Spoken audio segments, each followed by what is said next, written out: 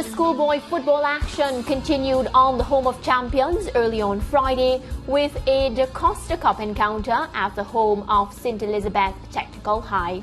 Mount St. Joseph, who were walloped 20-0 by BB Coke and a 4-1 by Lacovia in their first two encounters, were hoping for better when they faced Magothy in a Zone C bottom of the table clash.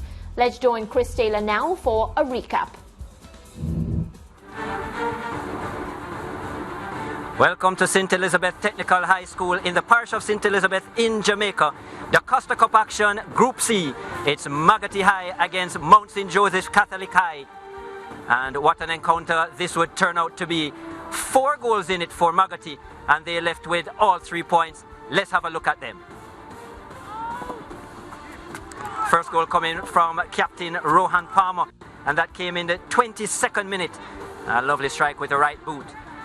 And then second half action, it was Andre Eneva with the attempt towards the near post. A lovely run and composure as well, just to slot it into the near post, the number 11 for Magothy.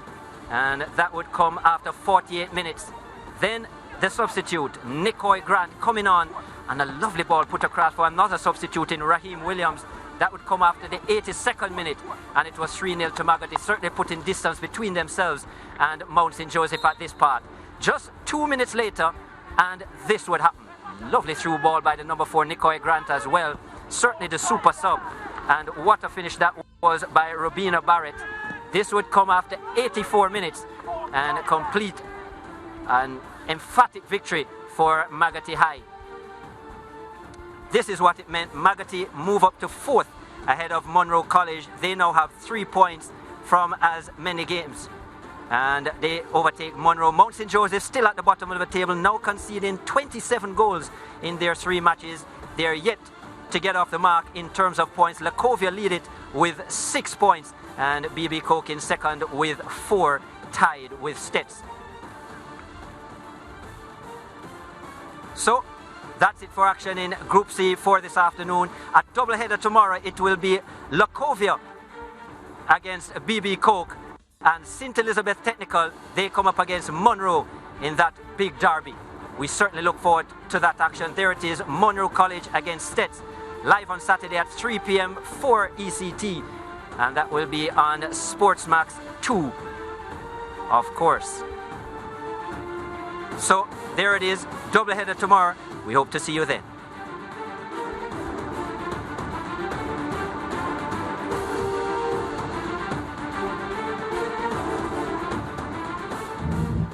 Well, George, I get the sense that Mount St. Joseph, they just can't catch a break. You know, I was rooting for them today. Oh, yeah? Just to come out of this slump, they've really had some poor results. And after that 20-0... Yeah, it's a baptism of fire. It has happened to several schools over time, and those schools have gotten stronger.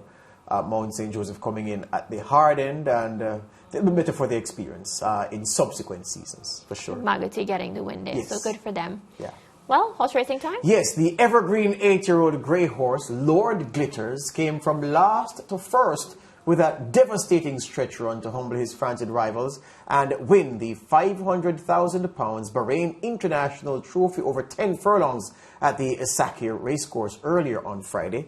The French-bred veteran of 42 races had placed 5th in the 2020 renewal of this race, and he had perhaps scared off backers with a listless last place showing in the Queen Elizabeth II Stakes in his previous outing in October.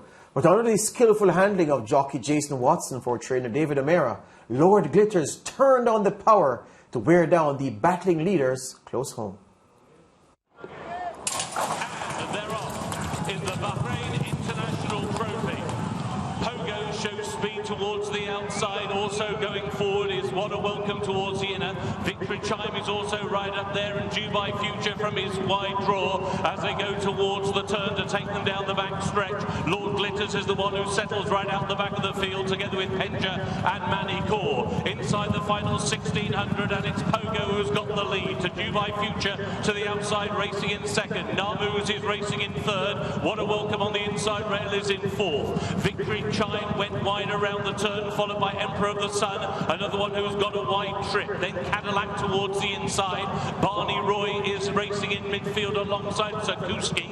Then Fev Rover is up against the inside rail. She's in advance of Penja. Then on the outside is Manny Core, who's waited with, and right out the back of the field is Lord Glitters. They race towards the end of the back stretch in the third running of the Bahrain International Trophy, and it is Pogo and Kieran Schumacher who have got the lead by half a length to Frankie Dettori and Dubai Future racing in second. Emperor of the Sun has got a forward wide trip around the outside of Victory Chime, and on the inside is What a Welcome, who's got a smooth passage on the inside rail, racing just in advance of Narmuz, as now they begin to make the turn into the home straight, and it's Pogo who leads the charge. Pogo now out in front by a length and a half to Dubai Future racing in second. Cadillac has now stayed into third. Barney Roy is picking up.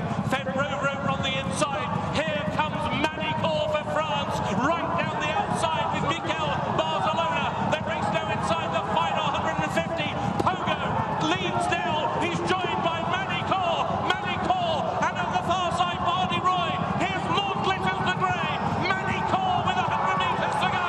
Manny Core, Barney Roy, Lord Glitters, and the race left all alive. Lord Glitters, the Globetrotter has got there.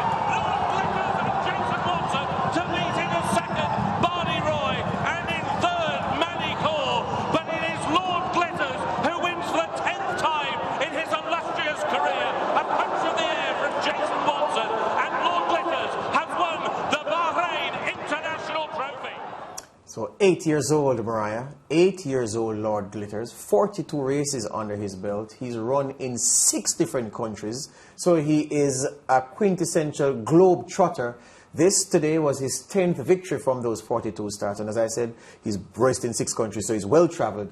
Today he came up trumps in this race. And last year in the same race he placed 5th. So to jump from 5th to 1st, and George, he started dead last. Yep.